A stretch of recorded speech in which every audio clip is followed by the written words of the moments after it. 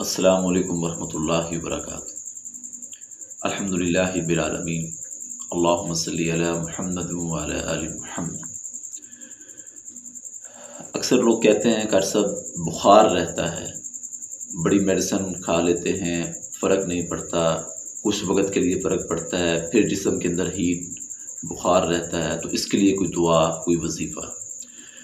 مشکات کے اندر یہ روایت موجود ہے کہ جس شخص کو بخار ہو وہ یہ دعا کثرت سے پڑھ کے اپنے اوپر دم کرے۔ اچھا، کثرت سے مراد یہ ہے کہ آپ نے تعداد خود ہی مقرر کرنی ہے، اس کو آپ 7 دفعہ پڑھ لیں، 11 دفعہ پڑھیں، کوشش کیا کریں طاق اعداد میں پڑھ کے اپنے اوپر دم کیا کریں، پانی پہ دم کر کے پانی پی لیا کریں۔ تو اس دعا کو آپ کثرت سے پڑھیں، ٹھیک ہے؟ انشاءاللہ اللہ کی رحمت سے، اس دعا کی برکت سے آپ کے جسم کے اندر جو بخار ہے اور اس کے ساتھ جو بیماری ہیں، اللہ تعالیٰ ان سے بھی آپ کو شفا دے دیں گے۔